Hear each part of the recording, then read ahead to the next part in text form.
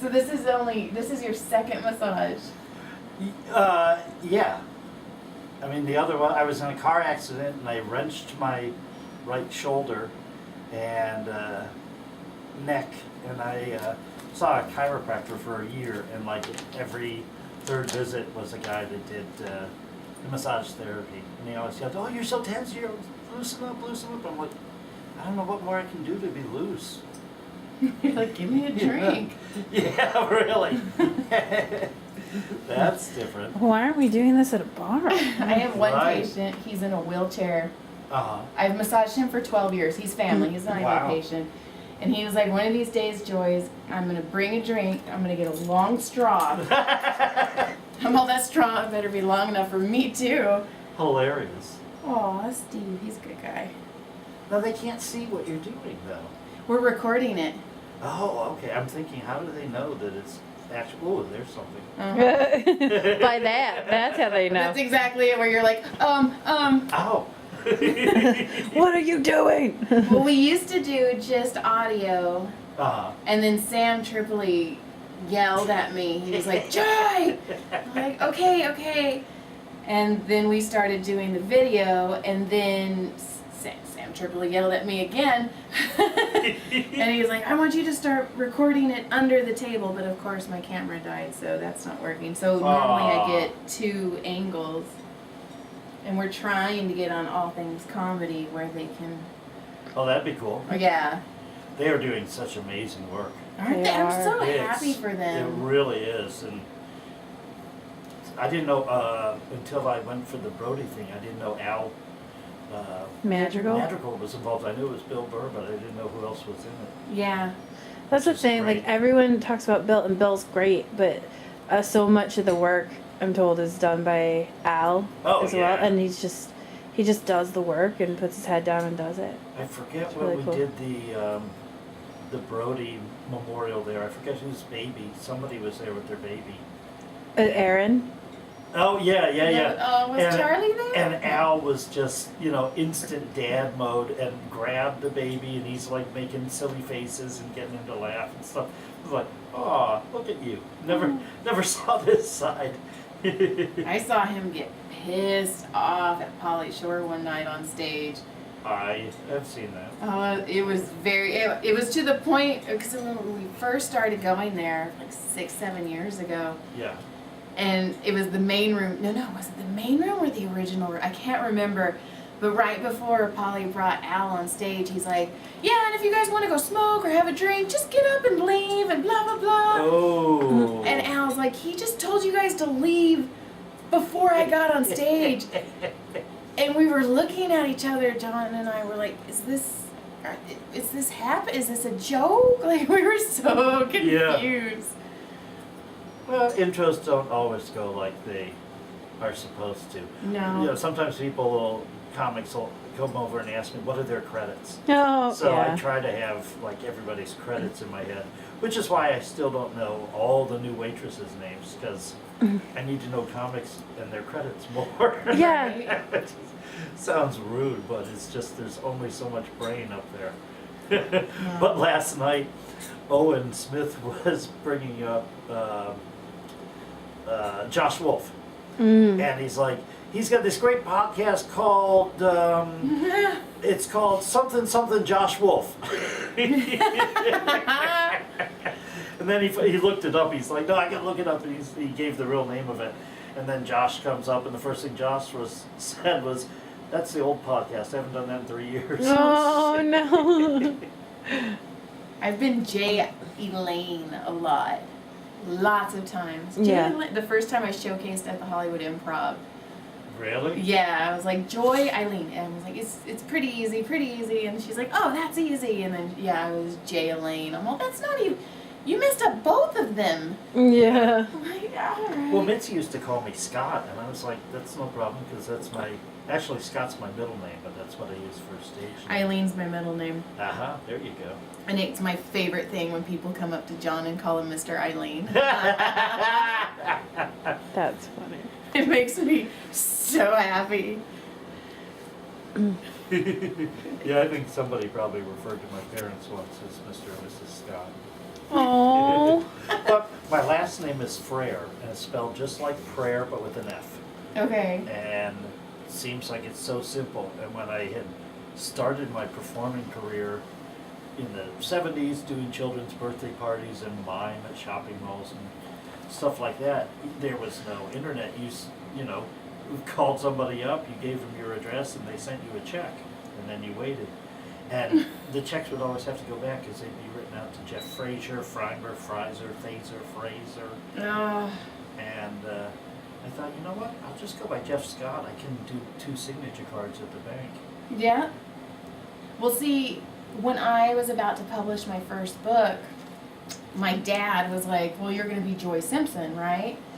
And then my father-in-law was like, you're going to be Joy Barnett, right? And I was all, And then my grandpa used to always call me Joy Eileen. Joy Eileen, tell me a dirty joke. That was his favorite thing.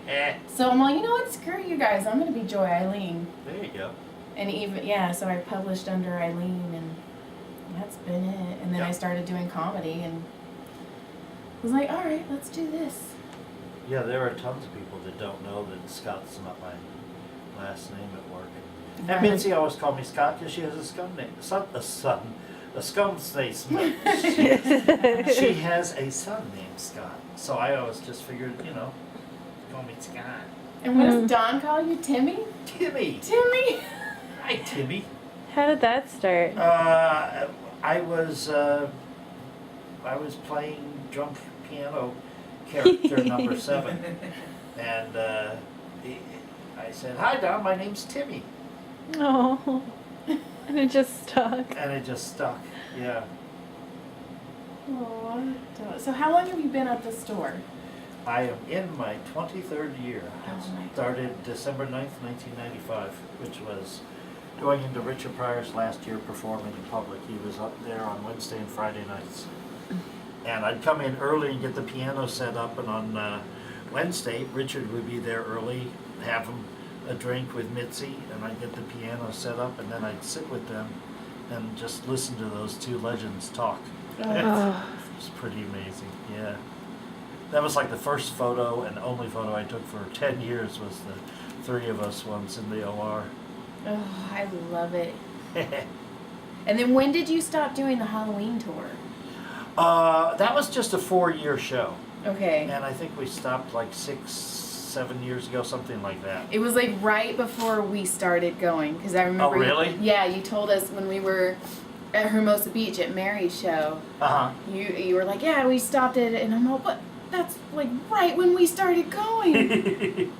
Yeah, it was fun. It was, sort of a concept where we'd show, I'd host videos that I put together to show the old club, and then some segments from Unsolved Mysteries when they did stories about the ghosts, and then we'd have a magician perform, and then we would turn out all the lights in the club and give people flashlights and give them a flashlight tour. Mm. And at that point in time at night, the original room was going, but the other shows then were empty. So we just walk around the club in the dark, take them down to the basement that was filled to the ceiling with old posters and boxes of who knows what. And I remember you told me, and I can't remember because whose pink couch was that in the basement? Oh, Mae West. Mae West. Okay. Mitzi bought that from the estate of Mae West. Yeah, one year when I did the Halloween show, I set the front lobby up like Ciro's. We had students from the Art Institute of Los Angeles come in, and it was sort of like their senior program. I forgot how I got hooked up with the lady that ran that program. But I said, hey, we have all this, antique furniture and things that were actual Ciro's, and they sort of looked at old pictures and recreated like wall patterns and some of the stones that used to be around the top of the club. So the whole lobby was all dressed vintage. It was very cool. That is so cool. Yeah, I was trying to tell somebody, I'm like, yeah, the pink couch, and I couldn't remember who it was. Yeah, I just did it for 4 years. And it was like, this is a big undertaking. Plus, at that time, we were starting to get busier. Right. And so it wasn't as easy to just, get a night in the main room where I'd only draw maybe 40 or 50 people. Right. when I first started it, the main room I think was still just open Tuesday and Friday and Saturday. That's crazy. Not like now where we're doing 2 shows in the main room 7 nights a week. Sold out. Sold out. With 2 in the belly, 1 in the OR. We're probably running, what, 16 to 1,800 people through the club a night. So many chicken tenders. That's all I know. No, it's so funny when people get annoyed that you don't remember them. It's like, I see 800 people. Yeah, I've had that too. I don't know who you are. I'm sorry, you're not special. See, the sad thing is, I have that weird, stupid memory where I do remember people, and Really? then I scare people. I'm like, oh, how did you pay your meter? And they're like, what the fuck? I'm like, oh, sorry. Sorry, that was last time. Yeah. I do that to patients too. Like they'll leave and they'll come back like 2 years later, and I'm like, oh, last time I saw you, your daughter had a ballet performance, and they're like, what the fuck, Joy? I'm sorry. Sorry. I remember things sometimes, but like only about people that I generally care about. It's just like when somebody's like, my boyfriend, I'm like, he's late, go stand over there. That's why, like, somebody will be like, hey, can I get extra napkins? And I'm like, probably in 2 hours, but I will bring them. And Yeah. sure enough, I'm like, hey, I came back. Sorry, it took so long. Somebody the other night, I did an early show, Sean Pulowski's Facebook rant. Oh my Oh, god, yeah. what a In the belly. fantastic idea. Yeah, it's fun.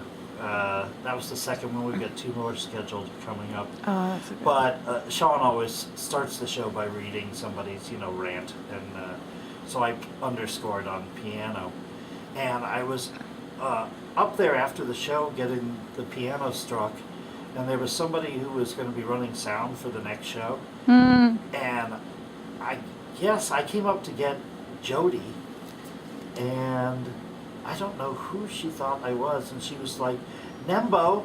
And I finally turned, she's like, Nembo, do you have a dongle for this? I'm like, And you're "What?" like, am I high? What's Yeah, happening? I haven't even smoked yet. What the hell is going on here? You're like, are you one of the ghosts? Yeah, I'm like, it wasn't Nembo, but it like Namgi, or it was some, I did like, this isn't even like, Bob, or excuse me, sir, Yeah.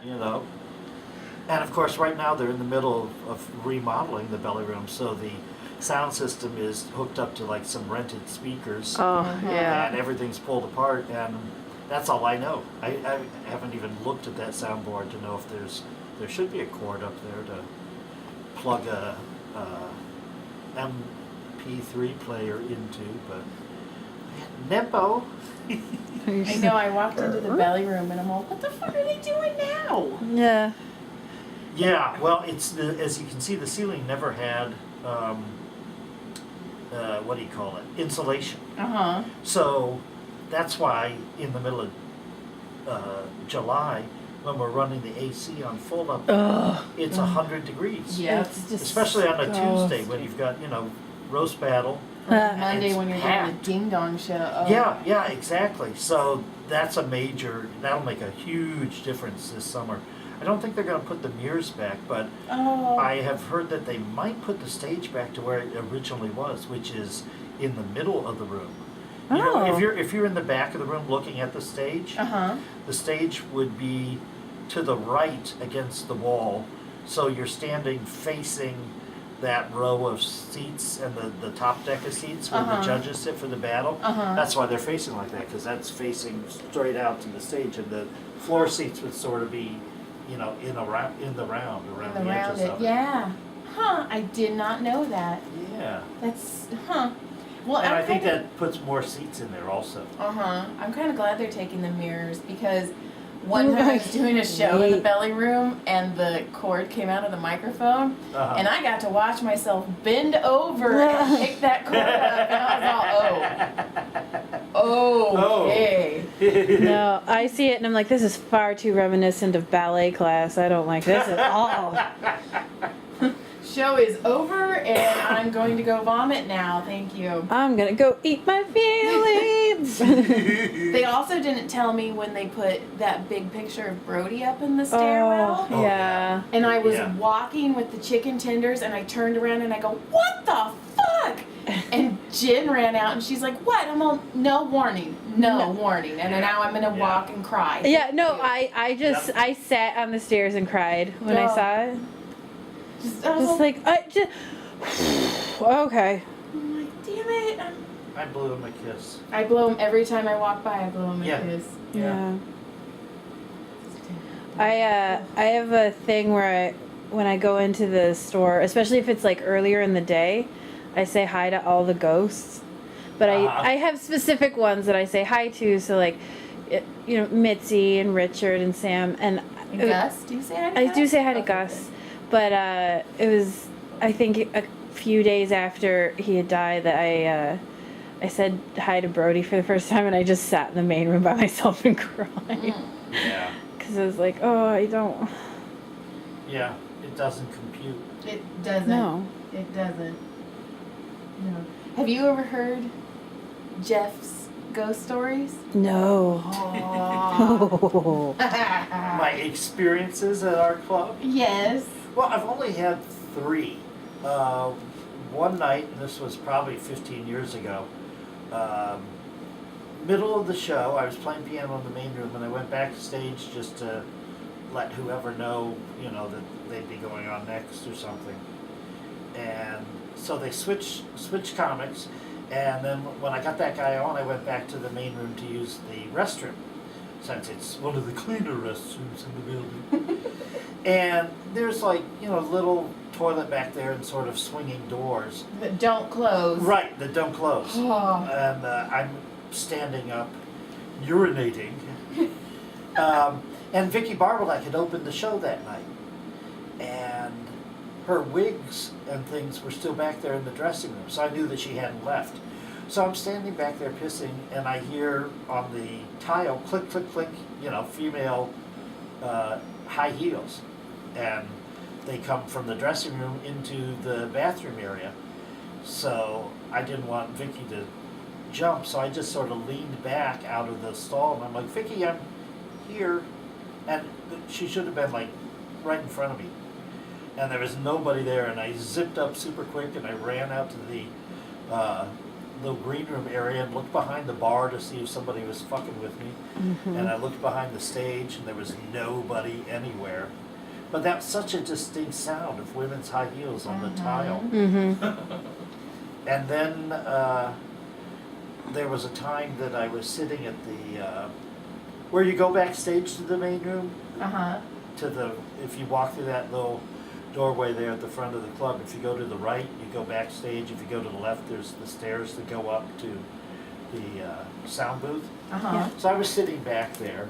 It was the end of the night, and I saw somebody in the main room walking. I can't remember even why I got up, but I just got up and looked into the main room. There used to be a little bench right there in front of that opening, and the door that goes through beside the sound booth steps, it goes through the front cover booth area in the main room. That door was completely open, and it also sticks on the carpet. It doesn't lock. It doesn't close all the way. You'd have to kick it to get it to, unstick on the carpet and close completely. And I just got up and I stuck my head around the corner to see who it was.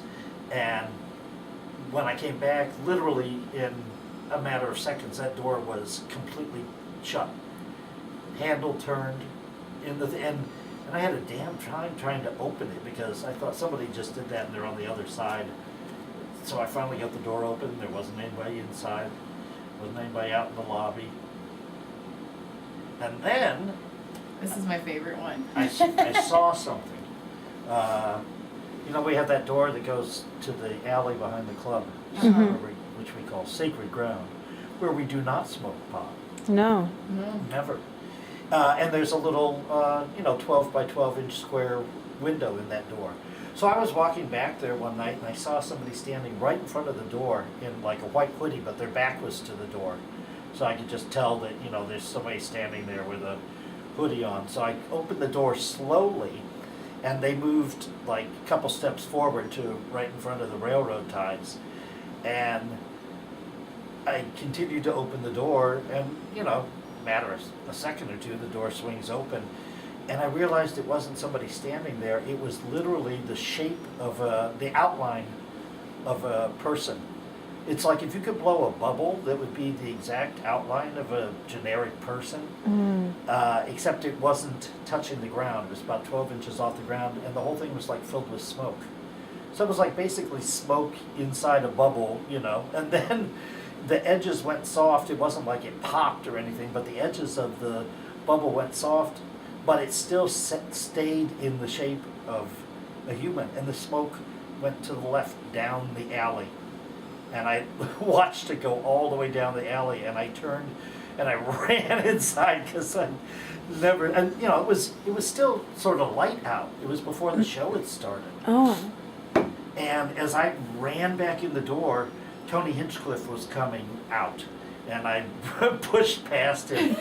And then I saw Tony later in the night, much later. We were sitting back there, and he's like, "What was that all about?"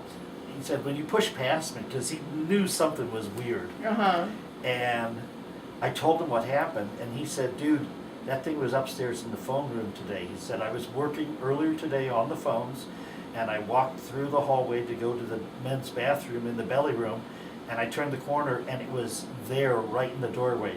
He said, like, perfect outline of a human, except it didn't touch the ground completely, and it was just like, you know, all filled with smoke. And he just turned around and was like, "Okay," and walked right back to his desk. So we both saw the same thing in the same day. And when I was doing the ghost show, I talked to a spiritualist who said that ghost might be what they call an entity, which means it's not necessarily Gus or something connected to our club, because the smoke itself didn't touch the ground. It was like 12 inches above the ground, so it could have been somebody that died at the hotel next door, or a house up at the top of the hill that's just able to, you know, somebody that's able to wander around more than just within our building. Because Gus people only see in the main room. Right. No. And then there was a lady that used to do abortions during the mob days up in the belly room, which is why Mitzi named it the belly room. I fucking love her. I love her. She, to me, is the modern day Scarlett O'Hara. Yeah. I did an essay, well, I never published it, but I put it on my blog about how I connected her to the modern day Scarlett O'Hara, and how, you know, the Comedy Store's Tara. And she did, you know, she did some shady shit just to make sure Tara survived and her family survived, just like Scarlett O'Hara did. Right. I never published it though, but yeah. Love Mitzi. I had a weird one. I was in the phone room behind the main room booth. Yeah. And I sat there by myself, and I hear things sometimes when I'm back there working and stuff, and or the cages for the merch and stuff will open by themselves, or different things like that. But I sat there one day, and all of a sudden there was just this huge smash, and I thought it sounded like someone had taken a glass and thrown it against the wall. Yeah. And I was like, "Ooh, Feng Chao's here. What's he angry about? Come here." But it scared me, and I was like, "Hello?" Because I hadn't heard feet. I hadn't heard anything. Yeah. I walked out, and one of the lights from the ceiling in the lobby had just smashed on the ground. Wow. And it wasn't like it had fallen out because there was no, like the stock wasn't left in it. Yeah. In the ceiling, like the whole thing, it was like it had been unscrewed and dropped. And it was loud because I heard it in the kitchen. Creepy. Yeah. I ran into the... Yeah, because everyone came running because they were like, "What just happened?" I was standing there like, I think Mitzi's mad at me. I don't know. I don't know what I did. I think I'm fired. I don't. Remember the first day I started working at the store? Yeah. And I walked by, and they had this sign that went up to the belly room, and they just kind of hung it on the corner, and it said "bitch." And I walked by it with chicken tenders, and the bitch sign fell, and I'm sorry. I'm so sorry. I love you. That's Tammy Joe's show. Bitch. It's like, maybe I am. I try, but it doesn't work. Yeah. I always figured that when the piano used to be in the main room right beside the stage, I'd come in early and practice. and played. Since I play all this, late 30s, 40s music, I figured I'd get some sort of acknowledgement, like, hey, we like this, but never anything other than those 3 experiences. Has anybody ever seen like Lebetkin? Like that's the one I always wondered about. No, on the other hand, he didn't die in the building. Right. No. But, He didn't even make it to the parking lot. No. Right at probably about 5 feet from the edge of the Hilton. Yeah. I think that's what it was back then. Oh, Lou Deck was telling me about that the other That's a day. crazy story. Yeah, Lou knows everything. He's the original archivist. Yeah. So he's helping me, passing on history and personal items of collection to me.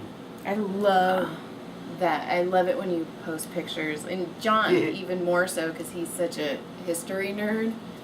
Yeah. So, oh my gosh. Well, yeah, there's a lot of history. In fact, I found out from Lou that there was never a tunnel that went up to the Hillcrest house, that was just a big story that they used to tell the other comics Now, what about as a goof. But there is one from the basement that Okay, would go under the sunset to the House of Blues. that's the one I knew about. Okay. Yeah, it's in the window. There's 2 windows in the front of the basement there. And it's the one yeah. it's the window to the right, the room that had all the Ciro's china. Oh, up against okay. the Yeah, wall. Yeah, that's a crawl space that would go down to the other club across the street. Now, how did you get into the Comedy Store? Like, how did you just walk in and like? No, I was like every person doing typical acting things, some voiceover, commercials, whatever type of work I could get. And I got a job working for an entertainment attorney, and I was with him for like 3.5 years. And then I just left. Okay. And the day that like that week after I'd left, I was looking into getting like just temp work, temp agency, because I like to answer phones and type. That's about all I could really do. I have no talent in the real world. But my neighbor had seen on public access cable an ad that just said Hollywood nightclub seeks pianist and a phone number, and he wrote it down for me. And I'm like, well, thank you very much, but I don't read sheet music, I can't really play for singers and stuff like that. So I just put the note down on my desk, and it sat there for a couple weeks. And one day I decided to call, and they answered World Famous Comedy Store. And I told them what I was calling about, and I spoke to Mike Becker, who was the vice president and head piano player. And he's like, gee, I wish you had called a couple weeks ago. We've already filled the position, but I gave him my references and said he'd hold on to my number. And then I got a temp job just doing data entry at a textile factory out near the airport. And